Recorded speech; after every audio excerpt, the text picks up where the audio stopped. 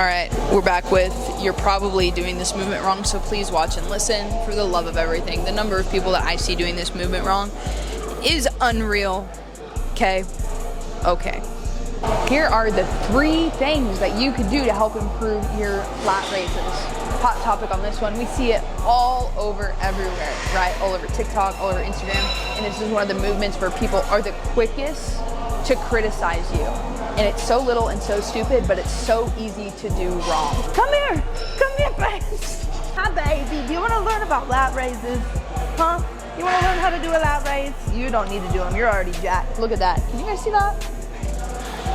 Number 1, and probably the most obvious out of all of them, because it's only in every single one of my videos, is posture.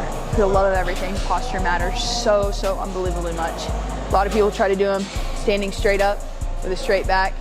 Well, this is great and everything, but we can get more muscle engagement. So like always, you want to pull those scapula together, depress them slightly, because we do everything in a nice postured position with our chest up, with slight curve to the back, and that puts us in the most perfect position ever of all time.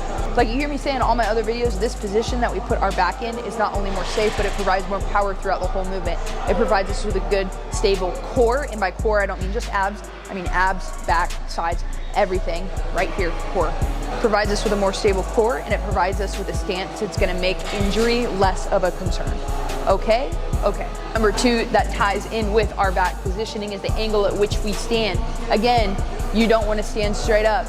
Even though we have our nice tight back, you do not want to be like a soldier straight up. You actually want to give yourself slight lean at the torso here. Our back is still in that awesome tight position, but you're going to hinge just barely at the hips. Hinging at the hips just slightly is going to help us get more out of our front delts and more into the other side of our delts. Each muscle group is going to be working, but how forward we lean will dictate how much of the muscle group is going to take the load. And also, what you guys don't know is more people are super deficient in their back as far as rear delt goes. So we want to be in this lean forward position anyways, because more than likely, this muscle group is underdeveloped. Here's that positioning we were talking about. Notice my back is nice and tight. I give that little bit of lean, and off I go. Number 3, we're talking shoulder and elbow angle. Listen up, because this is where a lot of you guys struggle, okay? We're gonna talk about elbow and shoulder angle. And what this means, this just means how far we're gonna bend our shoulders here and how far we're gonna bend our forearm here. So some of us know that the further we have the weight out from the body, the harder the movement is gonna be. That being said, we kind of wanna go against this just a hair. When we do these lateral raises, you wanna have your arm bent just slightly right here. Just a little baby bend. What this does is it protects our muscles from getting too far extended under heavier weight once we start to work up in this movement. We don't want to get ourselves hurt. This just makes our joint more stable and reliable. As far as shoulder angle goes, you want to have it directly out to the side or lateral in terms of your body. So you want to have your shoulder out to the side, bend that arm just barely, just slightly, grab that dumbbell, and this is how we're going to do our flies. Just barely a slightly bent arm. Again, it doesn't have to be all the way straight out, although this does create the most resistance against the shoulder joint. It can become very hard on our elbows. That being said, you don't want to do them in here. You don't want to be this guy that's like, You want a little bit less bend in the shoulders, right here. First video, notice I have poor posture. I'm straight up, those elbows aren't bent near as much. In that second video, I'm slightly lean forward, elbows bent just slightly more, and we're repping them out. This is where we're normally done, but I have a bonus tip for you. So number 4, whatever. Quit using your momentum.